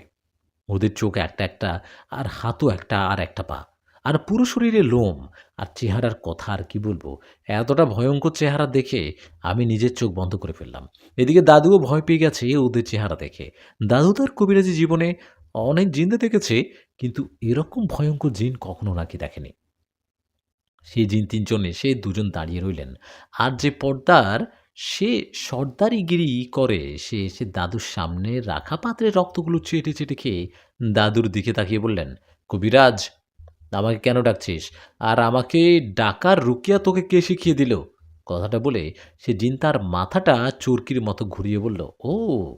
তাহলে এই চামচাটা তোকে এসব শিখিয়ে দিয়েছে, তাই না?" বড় দাদার কথা বলল আরকি। "তা বল, কেন ডাকলি আমাকে?" সেই জিনের কথায় দাদু ভয়ে, ভয়ে বললেন, "আপনি আশাপরীকে জোরপূর্বক আপনার কাছে বন্দী করে রেখেছেন কেন? কেনই বা ওকে বিয়ে করতে চান? আশাপরী তো আপনাকে বিয়ে করবে না। এই যে আমার পাশে ছেলেটা আশাপরী ওকে ভালোবাসে, আর ওকেই বিয়ে করবে।" দাদুর কথায় সেই জিন আমার দিকে তাকিয়ে বললেন, "মানুষ আর জিনের কি ভালোবাসা হয়? শোন কবিরাজ, আমি আশাপরীকে বিয়ে করব। আমি নাচ, নাচ গোত্রের জিন সর্দার। আমি তোর বা তোর চামচার কথা শুনতে বাধ্য নই। আমাকে আর কখনো স্মরণ করবি না। করলে সেদিন তোর জানটাই নিয়ে যাব।" কথাটা বলে চলে গেল সেই জিন। উনি চলে যাওয়ার পর দাদু আমি সেই গোলবৃত্তের মধ্যে বসে রইলাম। সেই নাচ, নাচ জিন সর্দার চলে যাওয়ার পর ওখানে আসলেন বড় বাবা জিন। বড় বাবা জিনকে দেখে দাদু বললেন, "দেখলেন? দেখলেন তো ওর ব্যবহার? ও তো বলে গেল আয়েশাপুরীকে বিয়ে করবে। ওকে যেন আর হাজির না করি। আর আপনাকে" "থাক, বলতে হবে না। আমি শুনেছি সব। ও আমাকে তোমার চামচা বলেছিল। আর অনেক গালাগালিও করেছিল। আমি তোমাদের একটা কথা বলি, আমি ওর সামনে আসিনি কেন জানো? কারণ ওদের গোত্রের সাথে আমাদের শত্রুতা আছে। ওদের দেখলেই আমার রাগ ওঠে। ওই জিন সর্দার আমাকে গালি দিয়ে আরো অপমান করছে। আর শাস্তি হবে এর ভয়াবহ। আমার তো বয়স অনেক। আমার মতো শক্তিশালী ও বয়স্ক যোদ্ধা জিনদের নিয়ে আমি ওদের উপর আক্রমণ করব। তোমরা এখন এখানে যে হাহ থেকো না। বাড়িতে চলে যাও। আমি কালকে তোমাদের কাছে আসব। আর তোমাদের নিয়ে চলে যাব ওই জিনদের রাজ্যে।" কথাটা বলে চলে গেলেন বড় বাবা জিন। উনি চলে যাবার পর সালাম দাদু আমাকে বললেন, "নিশাদ, চল।" দাদুর কথায় আমিও দাদু সেই জঙ্গল থেকে বাড়ির দিকে আস্তে, আস্তে শুরু করলাম রওনা দিতে। বাড়ির দিকে আসার সময় দাদুকে বললাম, "দাদু, বড় বাবা জিন কি বলল? উনি নাকি কাল আমাদের নিয়ে যাবেন। ওখানে গিয়ে কি হবে এই বিষয়ে জানো?" আমার কথা জবাবে দাদু বললেন, "কি আর হবে? শুরুতে ওদের আরেকবার বুঝিয়ে বলবে এতে কাজ না হলে যুদ্ধ করতে হবে। যুদ্ধ করে ওদের থেকে আয়শাপুরীকে নিয়ে আসতে হবে। এখন অনেক রাত হয়েছে। এখন চল, তোকে বাড়িতে রেখে আসি।" দাদুর কথায় আমি বললাম, "না দাদু, আমাকে বাড়িতে রেখে আসতে হবে না। আমি একাই চলে যাচ্ছি। তুমি বাড়িতে যাও।" দাদু বলল, "একা, একা যেতে পারবি?" আমি বললাম, "হ্যাঁ, হ্যাঁ, পারবো। চিন্তা করো না। যাও তো তুমি বাড়িতে চলে যাও।" আমার কথায় দাদু তার বাড়িতে গেলেন। এদিকে আমি রওনা করলাম আমার বাড়ির দিকে। দাদুর বাড়ি থেকে আমার বাড়ি বেশিটা দূরে না, ৫ মিনিটের পথ হয়। নিশিরাত আমি হেঁটে চলছি বাড়ির দিকে। রাস্তা একদমই ফাঁকা। এরকম পরিস্থিতি যে কেউই তখন ভয় পাবে। কিন্তু বিশ্বাস করুন, আমার তখন একটুও ভয় করছিল না। কেননা আমার মনে তখন আয়শাপুরীর কথা ঘুরছিল। আশাপুরী ওই জিনদের কাছে বন্দী। ওর কি হবে? আমরা কি ওকে সেখান থেকে মুক্ত করতে পারবো? এসব ভাবছি আর হেঁটে চলছি। আমি হাঁটতে, হাঁটতে হঠাৎ আমার সামনে একটা ছায়া দেখতে পারি। আমি ছায়াটা দেখে দাঁড়িয়ে যাই। আর সাহস করে বলি, "আসসালামু আলাইকুম। কে আপনি? আমার সামনে কে? দেখুন, আমি আপনার কোনো ক্ষতি করিনি। দয়া করে আপনি আমার কোনো ক্ষতি করবেন না। যেতে দিন আমাকে।" আমার কথায় সেই ছায়াটা আমার আরও সামনে চলে আসলো। যে সামনে আসায় আমার শরীর কাঁপতে লাগলো ভয়ে। কেননা আমি যাকে ছায়া ভেবেছিলাম সে আসলে ওই নাচ, নাচ গোত্রের জিন, যাদের চেহারা অনেক ভয়ংকর, যাদেরকে সালাম দাদু হাজির করার সময় দেখছিলাম।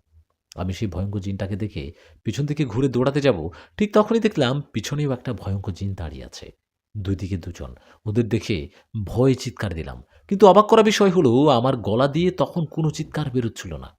আমি চিৎকার দিতে না পারায় সেই জিন দুটো একটা ভয়ংকর হাসি দিয়ে আমাকে ধরলেন। ওরা আমার শরীরে হাত রাখতেই ভয়ে আমি জ্ঞান হারিয়ে ফেলি। তারপর আমার কিছু আর মনে নেই। আমরা যখন পুরো ঘটনাকে বলছিলাম, তখন আসলে উপর থেকে আরো একজন খেয়াল করছিলেন। সে ওই নাদনাদ গোত্রের সর্দার। সে সবকিছু দেখছিল এবং এদেরকে পাঠিয়েছে যেন আমাকে এরকম ভয়ে আতঙ্কে মূর্ছা করে ফেলে। আমার যখন জ্ঞান ফিরে, তখন আমি দেখি আয়েশা পুরী আমাকে ডাকছে।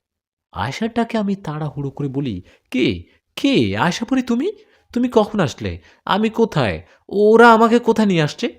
আমার কথায় আয়েশাপুরি আমার হাতটা ধরে বললেন, নিশাদ, শান্ত হও, ভয় পেও না, আমি আছি না, কেউ তোমার কিছু করতে পারবে না, ভয় পেও না, আমি তো আছি, তোমাকে ওরা ধরে নিয়ে আসছে, এটা নাচনাচ জিনগোত্র, তুমি এখন জিন যাচ্ছে আমার কাছে। পুরীর কথায় আমি ওর দিকে তাকিয়ে বললাম, তোমাকে নিয়ে অনেক চিন্তা হচ্ছিল, কি থেকে কি হয়ে গেল, ওরা তোমাকে ধরে নিয়ে আসছে, তোমাকে নাকি বিয়ে করবে। আমার কথা জবাবে পুরী বলল, হ্যাঁ, তুমি ঠিকই শুনেছ, তবে চিন্তা করো না, আমি রাজি না হওয়া পর্যন্ত ও আমাকে বিয়ে করতে পারবে না, আমার হাতে চুড়িটাও নিতে পারবে না।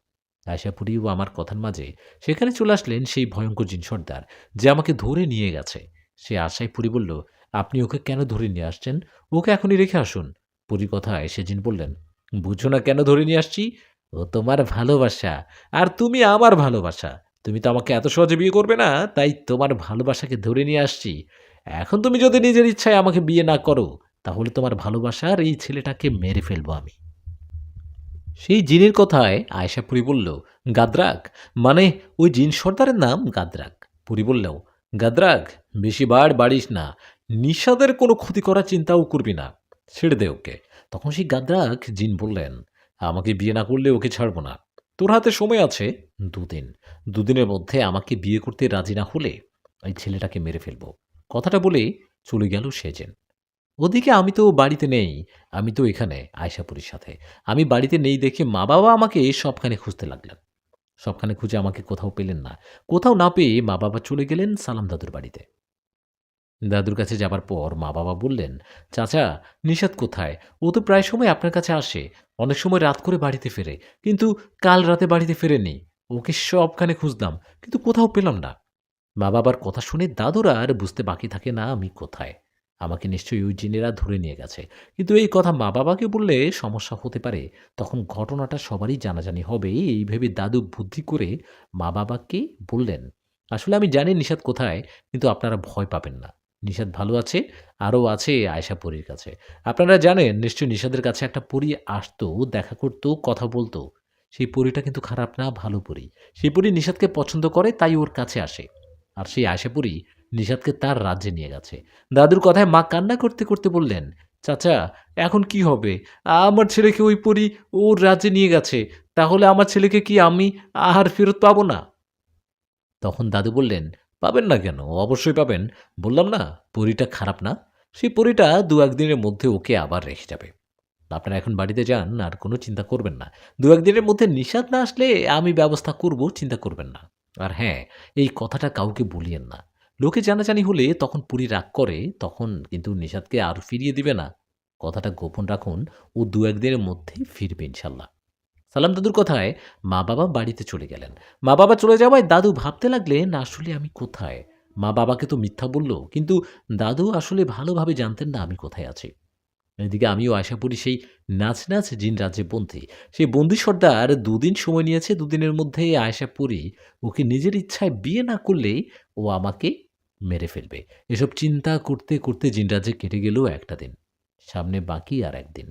১ দিন পর আয়েশা যদি সেই জিন সর্দারকে বিয়ে না করে, তাহলে সেই সর্দার আমাকে মেরে ফেলবে। এসব চিন্তা করে আয়েশা পরী আমাকে বললেন, "নিশাদ, তুমি বাড়িতে চলে যাও।" আয়েশা পরীর কথায় আমি বললাম, "কি বলো? আমি কিভাবে বাড়িতে ফিরে যাব?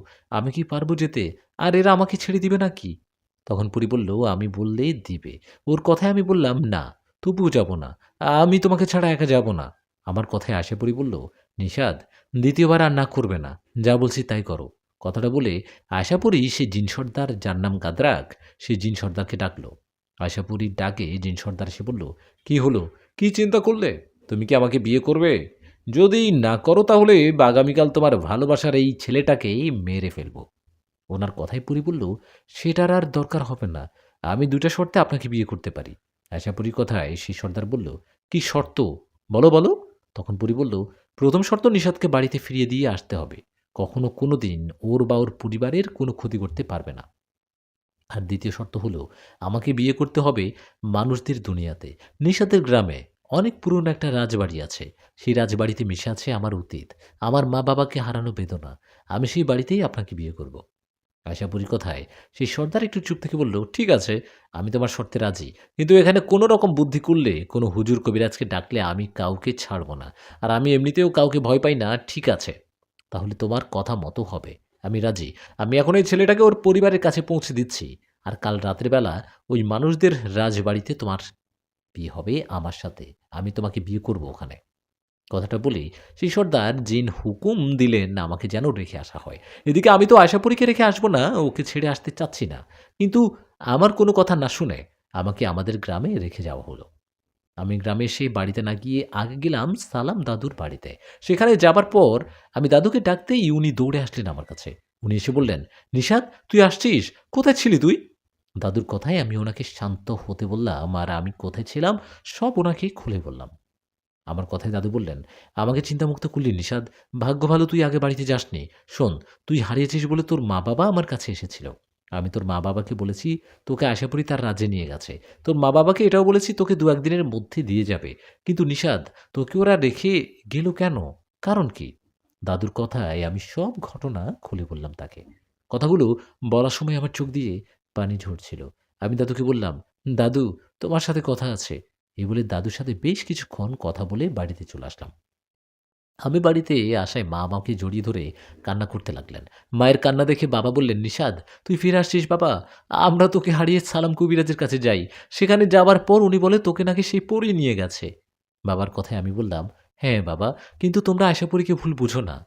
ও অনেক ভালো। ও অনেক ভালো পরী। আমার কোনো ক্ষতি করেনি বাবা। ক্ষতি করেও না, কোনোদিন করবেও না। আমার কথায় বাবা বললেন, ক্ষতি করুক আর না করুক, পরী তো পরী, তাই না? ও তো মানুষ না। আমরা বাবা তোকে কোনো পরীর সাথে মেনে নিব না। তোর খালাতো বোনের সাথে বিয়ে হওয়ার কথা ছিল, হয়নি। এ তো কোনো সমস্যা নেই। আমরা তোকে অন্য কোথাও বিয়ে দিব রে বাবা। বাবার কথায় আমি বললাম, বাবা, দয়া করে এসব বলো না তো। আমি এখন বিয়ে করতে চাই না। মা বলল, কেন চাইবি না? সেই পরী যদি আবার তোকে নিয়ে যায়, তখন কি হবে? মায়ের কথায় আমি বললাম, না মা, এমনটা করবে না, চিন্তা করো না। আমার কথায় বাবা বললেন, চিন্তা করার মতো কিছু করলে তো চিন্তা করব, তাই না? তুই এখন বিয়ে করবি না মানলাম, কিন্তু একটা কথা শুনে রাখ, এরপর সেই পরীকে যদি তোর কাছে আসতে দেখি, বা পরী যদি আবার তোকে ওর রাজ্যে নিয়ে যায়, তাহলে আমি কবিরাজ ডেকে ওকে বন্দি করব, মনে রাখিস। কথাটা বলে বাবা চলে গেলেন। এ কি? একে তো আশাপুরী চিন্তাকাল, ওদের বিয়ে, তার উপর আবার বাবা আমাকে বিয়ের কথা বলছে। আমি বাড়িতে আসার পর চিন্তায় আছি। ওই জিন সর্দার কালকে রাজবাড়িতে আশাপুরীকে বিয়ে করবে। নিজের ভালোবাসার কাউকে অন্য কারো সাথে বিয়ে হতে দেখাটা যে কতটা কষ্টের, সেটা যার সাথে ঘটে সেই বুঝে। বুঝতে পারছি না কি করব। চিন্তায় চিন্তায় সেদিনটা কেটে গেল। পরের দিন চিন্তা আরও বেড়ে গেল। আজ রাতে আশাপুরীর বিয়ে। কি হয়, কি হয়? এসব নিয়ে ভাবতে লাগলাম। চিন্তায় আমার কোনো কিছুই ভালো লাগছে না। এসব নিয়ে সালাম দাদুর বাড়িতে যাচ্ছি আর আসছি। এভাবে চিন্তার মাঝে কেটে গেল দিনটা। দিন পেরিয়ে রাত আসায় আমি চিন্তা ও ভয় আরও বেড়ে গেল। আমার চিন্তার মাঝে আমার ভেতরটা কাঁপা, কাঁপা গলায় আমি আতঙ্কের মধ্যেই, সবটা মিলে কথা বের হচ্ছে না। আতঙ্কগ্রস্ত আমি সব মিলে। ওদিকে আশাপুরীকে দেখা কথা মাত্র সেই জিন সর্দার তার অনুসারী কয়েকজন জিনকে নিয়ে আসলেন আমাদের গ্রামের সেই রাজবাড়িতে। সেখানে আসার পর সেই জিন সর্দার আশাপুরীকে বললেন, বাহ, সুন্দর পরিবেশ। তোমাকে মানুষদের দুনিয়াতে বিয়ে করতে পারবো ভাবতে পারিনি। আজ তোমাকে বিয়ে করে আমি হব অনেক অনেক শক্তিশালী। তখন কয়েকটা জিন রাজ্য শাসন করব আমি। কোথাও তোমরা আশাপুরীর সাথে আমার বিয়ে শুরু করো। কোথায় তোমরা? কোথায় তোমরা? আশাপুরীর সাথে আমার বিয়ের কাজ শুরু করো না। কই রে তোমরা? সেই গাদরাকদিন সর্দারের কথায় ওনার আর আয়শাপুরীর বিয়ের কাজ শুরু হলো। রাত তখন ১১ কি ১২টা হবে। আয়শাপুরী আর জিন সর্দারের বিয়ে হবে এমন একটা সময় সেই রাজবাড়িতে গিয়ে হাজির হলেন সালাম দাদু। সালাম দাদু সেখানে একা যাননি। ওনার সাথে আরও ৩টা মাদ্রাসায় ছাত্রদের নিয়ে গেছেন। মাদ্রাসার ছাত্রদের নিয়ে সালাম দাদু দ্রুত সেই রাজবাড়ির যে এরিয়াটা, সেটা দোয়া কালাম পড়ে বন্ধ করে দেয়। আসলে এখানে আশাপুরী একটা প্ল্যান করেছিল। আশাপুরী জানতো ওই গাদরাক জিন রাজ্যে গিয়ে তার সাথে যুদ্ধ করে পারা যাবে না। তাই আশাপুরী বুদ্ধি করে সেই সর্দারকে বলেছিল আমাকে ছেড়ে দিতে, যেন আমি এসে সবকিছু দাদুকে বলি আর প্ল্যান করি। আশাপুরীর প্ল্যান মতোই সবকিছু হয়েছে। গাদরাক জিনকে রাজবাড়িতে বন্দি করার পর সেখানে আসে বড় বাবা জিন। বড় বাবা জিন আরও কয়েকজন শক্তিশালী জিনকে নিয়ে আসছে। এটা দেখে গাদরাক জিন আয়শাপুরীর দিকে তাকিয়ে বললেন, ধোকা! আমাকে ধোকা দিলি আয়শাপুরী! আজ তোদের কাউকে আমি ছাড়ব না। সেই জিন সর্দারের কথায় আয়শাপুরী বললেন, কে কাকে ছাড়বে না সেটা তো প্রমাণ হবে এখন। এদিকে তখন বড় বাবা জিন বললেন, গাদরাক, কেমন আছিস? আমাকে সেদিন গালি দিয়েছিলি মনে আছে? আজকে কোথায় যাবি?" বড় বাবা জিনের কথায় গাত্রাক জিন বলে উঠল, "সেদিন কেন তোকে এখনই গালি দিব? তোদের গোত্রের সাথে আমাদের শত্রুতা। শত্রুতা তো আছে জানিস? আমি তোদের কাউকে ভয় পাই? পাই না রে, পাই না। আজকে তোরা আমার হাত থেকে কেউ বাঁচতে পারবে না। তোদের ছাড়ব না আমি।" কথাটা বলে গাদরাক জিন তার অনুসারী কয়েকজন জিনকে নিয়ে বড় বাবা জিনদের উপর ঝাঁপিয়ে পড়লেন। শুরু হলো যুদ্ধ। গাদরাক জিন সর্দারের হাতে শক্তিশালী চুড়ি থাকায় বড় বাবা জিনও তার সাথে আসা কেউ ওর সাথে যুদ্ধে পারবে না। তাই আশাপুরি সেই গাদরাক জিনের সাথে যুদ্ধ করতে লাগলেন, কেননা তাদের দুজনের হাতে পড়া ছিল সেই চুড়ি। দুজনেই সমানে সমান শক্তিশালী। আশাপুরি আর গাদরাক দুজনের সমান শক্তিশালী হলেও গাদরাকের সাথে আসা জিনগুলোর চেয়ে বড় বাবা জিনেরা বেশি শক্তিশালী।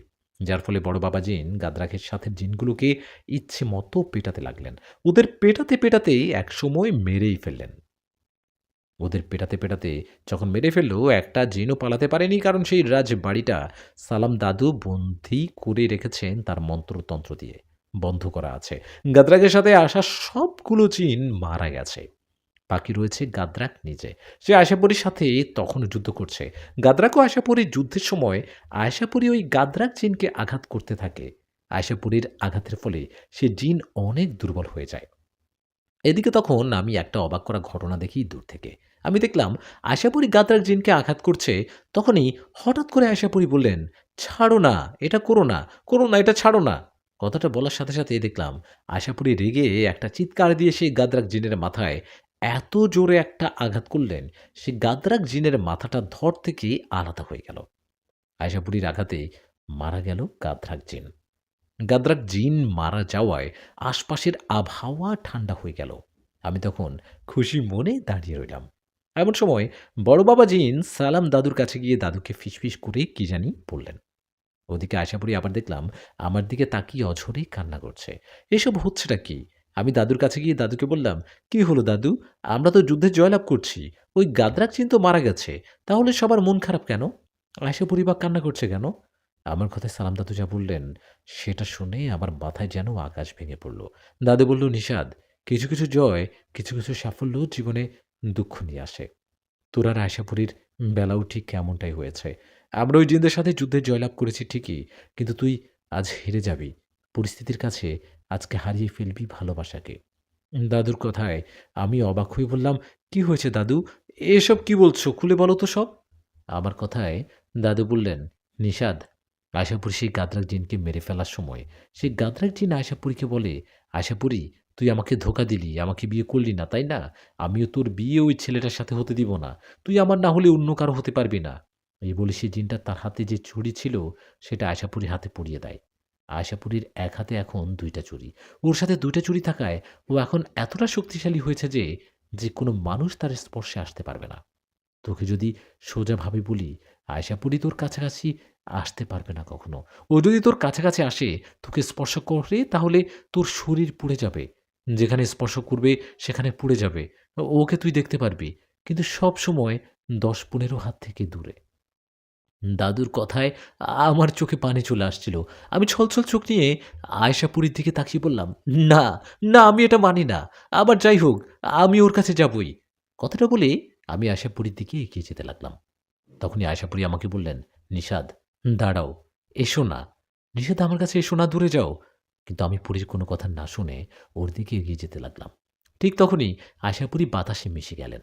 ও চলে যাওয়ায় বড় বাবা জিন আমাকে উদ্দেশ্য করে বললেন, "পরিস্থিতি মেনে নাও, পরিস্থিতি মেনে নাও নিষাদ। আয়েশাপুরী তোমার ভালোর জন্য তোমার কাছে আসছে না, আসবে না। তুমি বিষয়টা মেনে নাও, এতে তোমারই ভালো হবে।" কথাটা বলে চলে গেলেন বড় বাবা জিন। উনি চলে যাবার পর সালাম দাদু আমার কাছে আসলেন। এসে বললেন, "চলো, বাড়িতে চলো।" "না দাদু, আমি আয়েশাকে ছাড়া যাব না। ওকে আসতে বলো। আমি ওকে ছাড়া যাব না। আয়েশা, তুমি কোথায় আয়েশা?" এই বলে কান্না করতে লাগলাম। আমার কান্নায় দাদু আমাকে ধরে জোর করে বাড়ির দিকে নিয়ে যেতে লাগলো। আমি অনেকবার আয়েশাপুরীকে ডেকেছি, ও আসেনি। আমি বাড়ির কাছে আসতে দাদু বললেন, "নিষাদ, স্বাভাবিক হয়ে থাকো। আয়েশাপুরী যে তোর থেকে দূরে গেছে এমনটা না। ও তোর কাছে আসবে। তুই কথাও বলতে পারবি। কিন্তু সেটা ১০-১৫ হাত দূরে থেকে। এখন বাড়িতে যা, তোর মা-বাবাও যেন এসব কিছু জানতে না পারে।" কথাটা বলেই দাদু বাড়িতে চলে গেলেন। এদিকে আমিও মন খারাপ করে চলে গেলাম বাড়িতে। বাড়িতে যাবার পর সেই রাতে আশাপুরীর জন্য অনেক অপেক্ষা করছিলাম, কিন্তু ও আসেনি। এভাবে দুজনের জীবন পাল্টে যাবে বুঝিনি। দুজন দুজনের থেকে আলাদা হয়ে যাব কল্পনাও করিনি। আশাপুরী আমার কাছে না আসায় আমি সব সময় মন খারাপ করে থাকতাম। এভাবে কেটে যায় দুদিন। দুদিন পর এক বিকেলবেলা আমি মাঠে বসেছিলাম, মনটা ভীষণ খারাপ। আমি সেখানে বসে থাকা অবস্থায় আশাপুরী সেখানে আসে। ও আমার পিছনে এসে দাঁড়ায়। আমি বুঝতে পারি, আমি বুঝতে পারি, বলি আমি, "কেমন আছো? দুদিন, দুদিন হলো আমার কাছে আসো না। একবারে চলে যেতে আমাকে ছেড়ে।" কথাটা বলে পেছনে ঘুরে তাকালাম। দেখলাম আশাপুরী আমার থেকে দূরে দাঁড়িয়ে আছে। আমার কথায় পরি বলল, "সত্যিকারের ভালোবাসা কখনো হারায় না, না কখনো দূরে চলে যায়। মানুষের মধ্যে দূরত্ব হয় ঠিকই, কিন্তু সত্যিকারের ভালোবাসা চিরদিন থেকে যায়। নিশাদ, এরকম একটা ঘটনা ঘটবে আমিও ভাবতে পারিনি। তোমার ভালোর জন্য আমাকে দূরে থাকতে হবে। আমি তোমাকে ছেড়ে কখনো যাব না নিশাদ। দূর থেকে হলেও তোমার পাশেই থাকবো সবসময়। ভালোবাসি আমি, ভীষণ ভালোবাসি। অনেক, অনেক বেশি। আমার থেকেও বেশি।" আশাপুরীর কথায় মন খারাপ নিয়েও মুচকি একটা হাসি দিয়ে বললাম, "তোমাকে আজ ভীষণ সুন্দর লাগছে।" আমার কথায় পরি বলল, "তোমাকেও।" পরির সাথে কথা বলার সময় দূর থেকে মা ডাকছিলেন। মায়ের ডাকে সেখান থেকে উঠে দাঁড়ালাম। তখন আমার দিকে মায়াবী এক দৃষ্টিতে তাকিয়ে চলে গেলেন আশাপুরী। ও চলে যাওয়ায় আমিও আসতে লাগলাম বাড়ির দিকে। আশাপুরীর সাথে বিয়ে হয়েও যেন হলো না আমার। পরিস্থিতি আমাদের এক হতে দিল না। আশাপুরীর সাথে বিয়ের স্বপ্ন যেন স্বপ্নই থেকে গেল। এখনো আশাপুরী আমার কাছে আসে, কথা বলে, কিন্তু সেটা ওই দূর থেকে। প্রিয় বন্ধুরা, কেমন লাগলো পরীর সাথে বিয়ে গল্পটি? জানি কষ্ট লাগবে, তবুও কিছু করার নেই। কিছু গল্পের শেষটা যে কষ্টের হয়। পরীর সাথে বিয়ে গল্পটি এখানেই শেষ করছি। নতুন গল্প নিয়ে হাজির হব তাড়াতাড়ি। ততক্ষণ পর্যন্ত ভালো থাকবেন সবাই, আর জানাবেন কেমন লাগলো গল্পটি। আসসালামু আলাইকুম। মাহে রমজানের রোজা চলছে, রোজা রাখুন, আল্লাহর শুকরিয়া আদায় করুন। আমরা সবাই ভালো থাকি, আল্লাহর নৈকট্য হাসিল করি এবং সবাইকে ভালোবাসা, মাহে রমজানের শুভেচ্ছা।